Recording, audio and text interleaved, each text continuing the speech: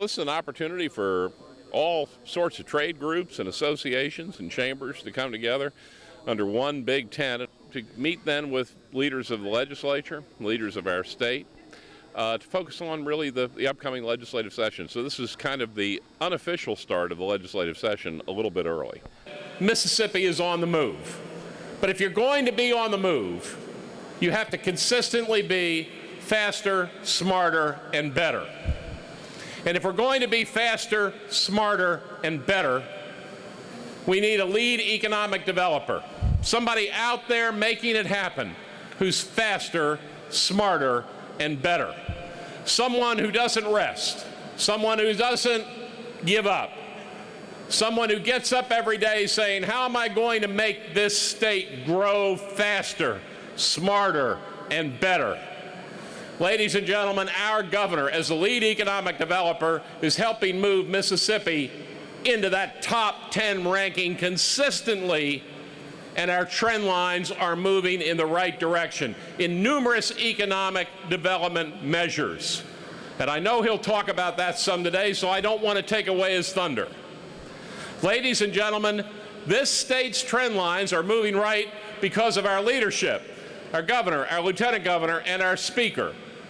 They're faster, smarter, and better, but at the helm is our governor of the state of Mississippi. With his wife, Deborah, they are the most positive ambassadors for the state's future. Deborah spoke the other day at the school where my wife's an elementary school teacher. She came in and read to the kids. And when they left, you would have thought a rock star had been at the school. Deborah, let's say a big welcome to Deborah Bryant, too. Deborah? Great ambassador for our state.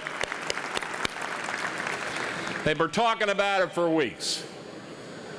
But people around our nation are talking about Mississippi. And by the way, if they're not talking about it, after Governor Bryant speaks to them, believe me, they're talking about it. They're saying, you know, that guy's got something to say. He's the most positive governor we've probably ever met. That's very unique, to hear a governor who's out there just talking positively over and over and over again, not about what he's done, but about what this state is doing and how we're moving ahead. Ladies and gentlemen, he started his political career as a state rep, was named our state auditor, and then reelected to that auditor's position, became our lieutenant governor and led nobly in that role, and then became our governor. This state is on the move, because our governor doesn't sleep, our governor doesn't rest. He sets the signal that Mississippi is faster, smarter, and better. Please join me in welcoming the governor of the state of Mississippi, the Honorable Phil Bryant.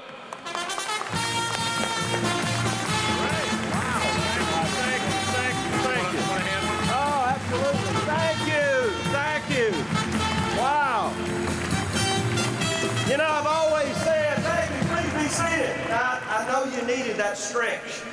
This is sort of the seventh inning stretch, and I think I'm the last thing between you and some chicken. Right, Joe? All right, great. Sanderson chicken. Look, Blake Wilson, as we talk about leadership, has been a man who has led in economic development in the state of Mississippi in good times and in bad. And that positive attitude, that energy has never changed. Even in the 08s and 09s when things were looking a little bleak, you could count on Blake Wilson to gather you guys together and say, we're going to do better, we're going to grow, we got great things ahead for us. And even now, as Blake has had some difficult times of his own, that positive, strong attitude permeates this meeting and everything that Blake Wilson does. I can't thank him enough. Blake, thank you. And the First Lady, now Blake is right about that. She is a rock star. You know, I have to arrange her clothes in the closet just so. And no, I'm just kidding about that. But I tell you what, as she travels this state and with her read across Mississippi, and I see the children that she interacts with, and as she has worked so hard for breast cancer awareness, and as she goes on and on, working with one group after the other, I know what a difference she is making. And I'm so very proud of our First Lady. Thank you, baby. What a great team we have. You just heard from our lieutenant governor and speaker. Now, I use a lot of analogies in football, but let me tell you, if you're going to be the coach of the team, and that's kind of the way I feel, and you got to call plays, those are the guys you want running them. You want Tate Reeves. You want Philip Gunn. Now, Philip Gunn used to be a quarterback, so you really want him in there. But these guys can get it done for Mississippi. And so when I travel all over the world, literally when we go to Japan or South Korea or Brazil or France, and we get to talking about economic development opportunities in our workforce in the state, these guys have laid a foundation for me. They have a winning team. Now, how are we doing? Well, every time I pick the paper up, I usually go to the sports section and kind of see where all the top 25's at. I even have an app that shows where the top 25 teams are at and what they're doing, who they're playing. And so I like to have a scorecard. So we made us one. Now, this is Mississippi's scorecard. It's got one of our steel makers on the front of it, Dusty. Dusty is a steel maker with Nucor. Now, we put him on there so we could show people that Dusty exemplifies the fact that we work in Mississippi and Mississippi works for you.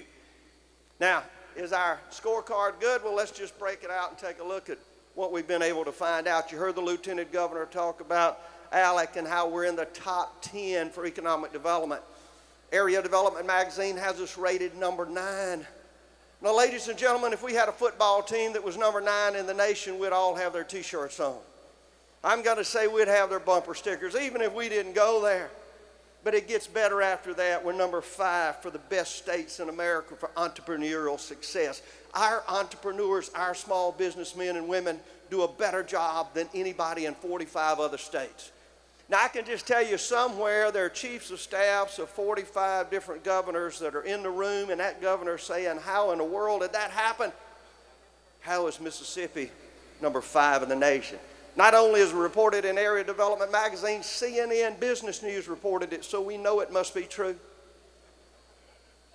Now it even gets better. We're number 3 in the nation for competitive labor cost. Number 3 in the nation. We're moving right up, aren't we? Now you talk about advanced manufacturing. I think in the next couple of weeks you'll see where we're rated as one of the top states in the nation for advanced manufacturing. How did we get there? Top 10 performance of state highway systems. Top 10, number 10 in the nation for our highway system. Now, how long have you heard people complain about the roads in Mississippi? Oh, I know we like to do that. We just say, oh, our roads are just not what other states have. Let me tell you, number 10 in the nation. So you see, next time you're in an airport and somebody says, where are you from? You can say Mississippi. And let me tell you what, we're ranking in the top 10 where it's important in economic development. And guys like Dusty that's making steel here for Nucor, that's what makes it happen.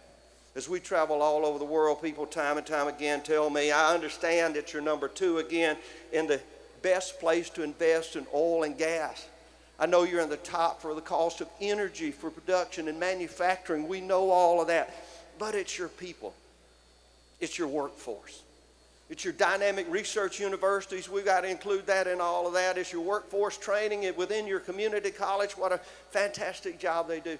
But it is the working men and women of Mississippi that make it happen. Working men and women that build ships, Jim, that send liberty throughout the world with those wonderful ships made in Pascagoula, Mississippi. It is men and women at the University Hospital that continue to find ways to cure and to heal and to research. It is men and women all over this state in the Mississippi Delta that understands that agriculture is still an economic driver for us and always will be. As a boy from Moorhead, Mississippi, I can tell you I'm awful proud of our agribusiness and what we're doing with it. So many great things are happening in Mississippi. And as I go about looking at the innovation that we have, people somehow across this nation still have this concept and idea of Mississippi. Now, believe me, that's changing. I can tell you it's changing. But they still somehow have this idea that we're not quite prepared, that our agrarian society is not ready for the new advanced manufacturing that we see in Mississippi. They just don't understand how we have 2 automobile manufacturing plants here in the state of Mississippi. Well, they're learning. They're learning because we innovate. That goes back to that entrepreneurial spirit, innovation. So we're going to talk a little bit about innovation. I looked it up in the dictionary. You know, it's one of those things kind of like, you know what it is when you see it. You know an innovator. You know what innovation means. You know what to innovate. But what does the dictionary say about what it says is the introduction of something new. Oh, my goodness, isn't that us? We introduce something new every week. I can tell you I got a garage full of shovels. Just come see them. I'm breaking ground every week. And I take the shovel with me. I know how to use one.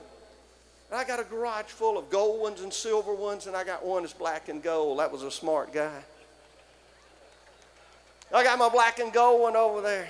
Got my silver one. Got my Yokohama shovel. So, introduction of something new, a new idea, method, or device. A new idea, method, or device, something new, a new way of doing things. That's us. We're the innovation state. So, we're going to talk a little bit about innovation. What does innovation mean? Well, I think it means $100 billion GDP. You heard the Lieutenant Governor talk about it earlier. For the first time in Mississippi's history, our GDP reached $100 billion. Now, we ought to celebrate that. We ought to email that to every friend, everyone that we know, $100 billion. We talk about the innovation in passing the most comprehensive education agenda in the last 30 years. Again, you heard the Lieutenant Governor talk about merit pay, public charter schools, third grade gate, early childhood learning, opportunity scholarships, all in one session. It didn't take us 10 years to do that. We innovated. We adapted. One session, we passed the most progressive, I believe, the most progressive education act in 30 years. Innovation is Blueprint Mississippi. What an amazing plan that we have. Anyone can take that plan, pull it out of your desk like I do, look down and say, okay, healthcare. That's right, we're innovating healthcare. We're going to make it an economic driver, so we got to work hard to do that.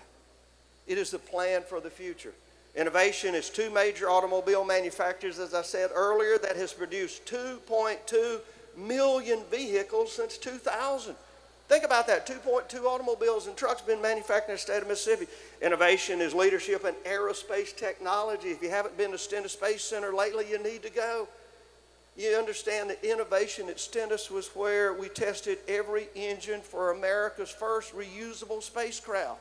It's where SpaceX and Rolls-Royce are now testing their jet engines and their rocket engines. It's where we put 35 different satellites into outer space, manufacturing the propulsion system by Lockheed. If you're listening to Sirius Radio, it got there from a propulsion system made at Stennis Space Center. A lot of people don't know this. That's why I get excited about it. And I will tell you, the rockets that will send man to Mars one day and return him safely to Earth will be tested at Stennis Space Center. I tell people man may go to Mars one day, but he's going to have to pass through Hancock County to get there. We got everything in the world to brag about and be innovative.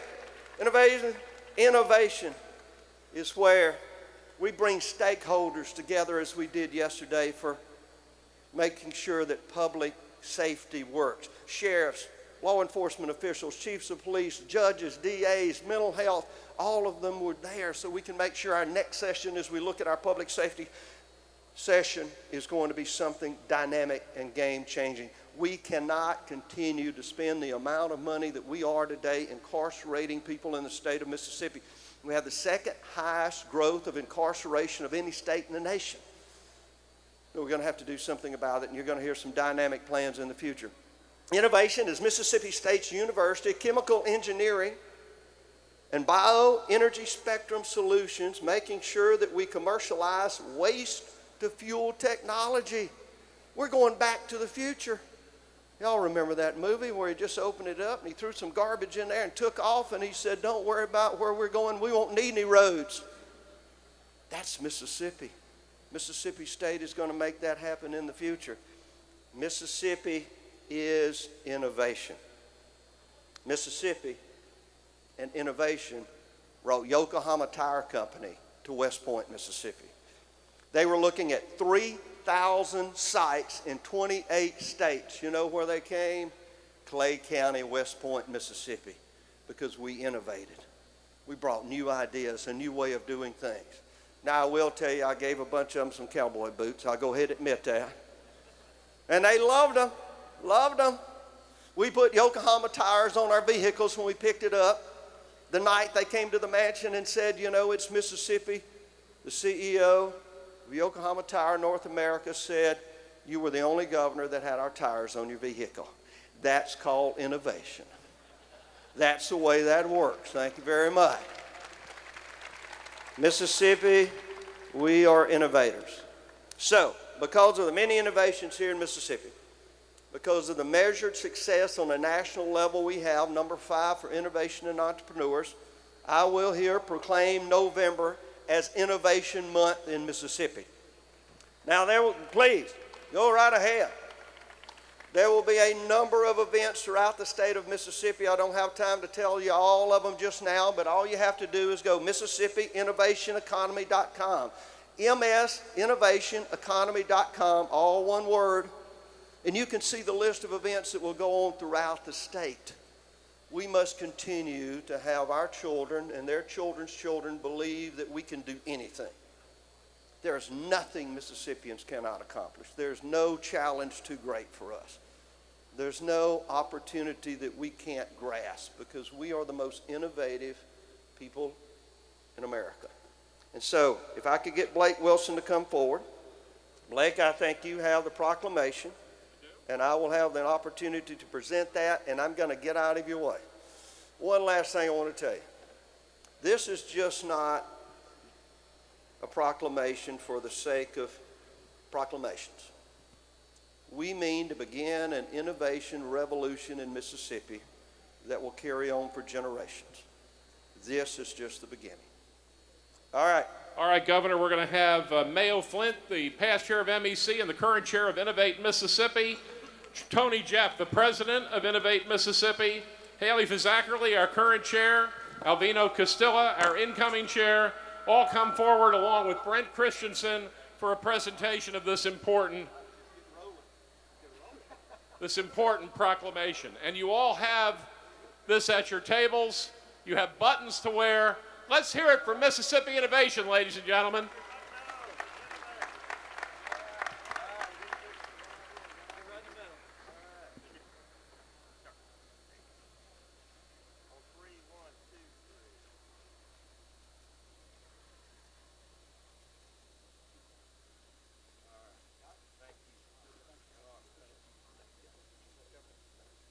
Blake, thank you. All right, let's get out there and innovate. Thank you. Thank you, Governor. Innovation Month will be the month of November. We'll have a series of innovative opportunities around the state, not only training opportunities, but showcasing the innovation that is Mississippi from our medical community, aerospace, automobile. November will be Innovation Month as we have proclaimed here today. What kind of progress has Mississippi made so far? A tremendous progress. If you look at what we've been able to do, we'll have a new medical school. First time in almost 55 years it will be going up. First hospital we've opened in 25 years. We've got 2 new companies coming and testing their jet engines. GE is manufacturing jet engines in the state of Mississippi, and on it goes. Innovation is what we do best in Mississippi. What potential does this have for future job growth? Well, of course, that's exactly what we're working for. What we hope to do is go to other states and other countries around the world and say, if you want to look for new ways of doing things, new ideas, new opportunities, Mississippi is the state of innovation. We can show them, not just tell them what we're doing, but show them what we've done in innovation in the future. And much like Yokohama Tire Company that was looking for something new in North America, and they came to West Point, Mississippi, that's what new ideas and innovation is all about. The governor announced that the month of November will be Innovation Month. And what we learned in Blueprint Mississippi, and just as the governor's recognizing, most of our opportunities and economic growth are going to come from entrepreneurial type activities. And Mississippi has definitely shown itself to be a very innovative state, and this is a chance to drive that home, to emphasize more opportunities around innovation. It's so important because this is the men and women in Mississippi who help lead innovation. These are the businesses. Our IHL board is here today, community colleges, all of them that understand how innovation will lead to jobs in the future. The Lieutenant Governor and the Speaker have been been a big part of this program, so that we have a business environment that leads to innovation, that leads to jobs, that leads to more growth in Mississippi. What kind of reaction have you gotten so far? Just very supportive.